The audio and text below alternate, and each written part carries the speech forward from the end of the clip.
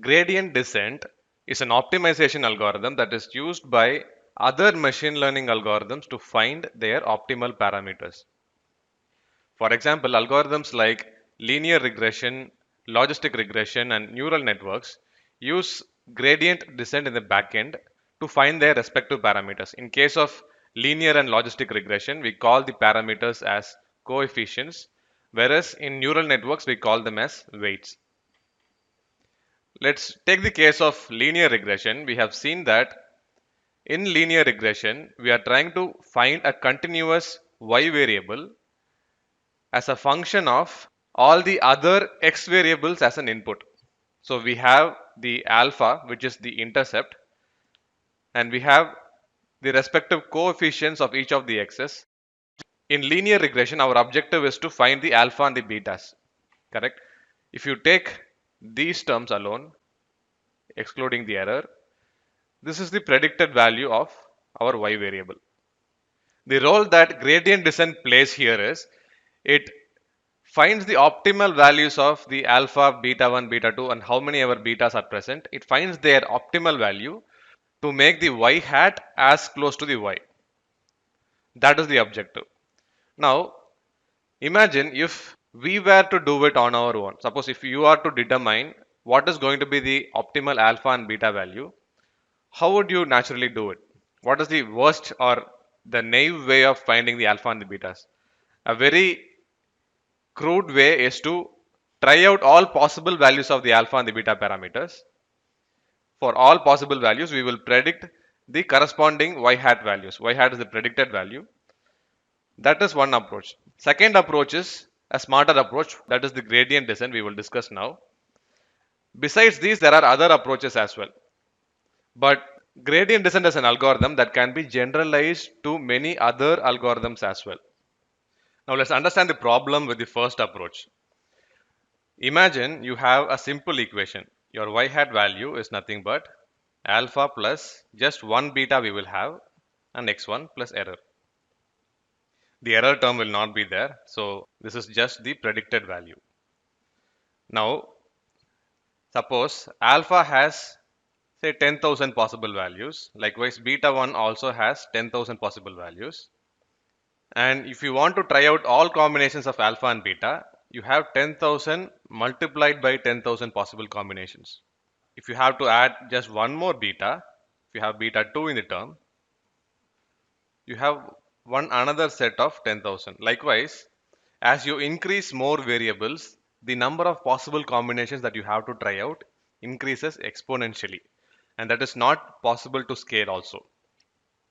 So here gradient descent offers a much better approach that will help you to search the optimal values of alpha and beta in the right direction. Instead of searching all over the place, what it does is it computes the y hat in every iteration, and for each y hat there will be a corresponding cost function. In case of linear regression, we have seen this cost function to be the mean squared error or the sum of squared errors, right? Likewise, in logistic regression, there is something called logistic loss, also called as negative log loss. So gradient descent changes the parameter value. Suppose let's imagine we have just one parameter. I'm calling it as beta 1. By checking for various values of the parameters, if there is another beta, there will be another axis along this direction. If there's another beta, there will be another subsequent axis. But let's not consider these for now. Let's make it simple. Let's try with just one parameter for now, and for each parameter there will be a corresponding predicted value of y. For one particular value of beta 1 there will be a corresponding y hat. Another beta 1 plus 1, a different value, there will be a different value of y hat I plus 1, right?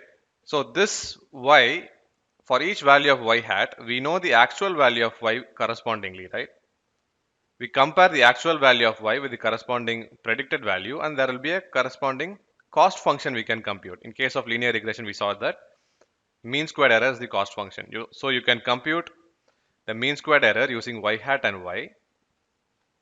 and plot the corresponding cost functions on this chart. So that cost function I'm having on the y-axis. So for one particular value of beta 1, say this is the cost function. After this, we update beta 1 in such a way that the cost function keeps reducing, and after reaching a minimum, if you keep on increasing the beta, the cost function keeps increasing again. So this forms a convex sort of a function. We call this as a convex function. Why? Because if you connect any 2 points in this curve, this is the profile of the cost function itself. If you connect any 2 points, it will not be intersected by any other point in the curve. If you connect these 2 points, or even these 2 points, any 2 points you take in the curve, it will not be intersected by any other point. These type of functions is called convex function.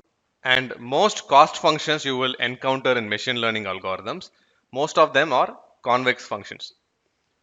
So the gradient descent algorithm updates the beta in a certain fashion that it progressively learns to stop near or identify the near minimal value of the cost function.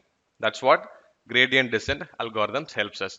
And it tries to learn this with a minimum or much lower number of iterations compared to a naive approach.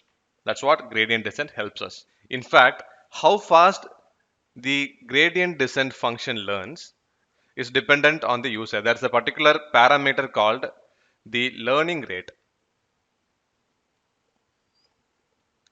The learning rate ranges between the value of 0 to 1, but typically it is taken a value of 0.01, 0.05, 0.1. It lies in the lower region.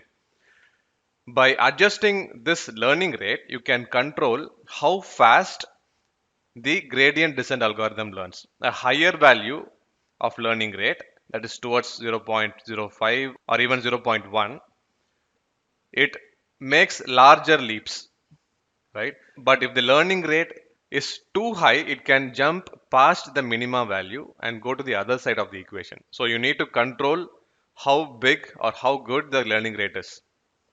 So you need to control the learning rate appropriately for the gradient descent algorithm to converge correctly.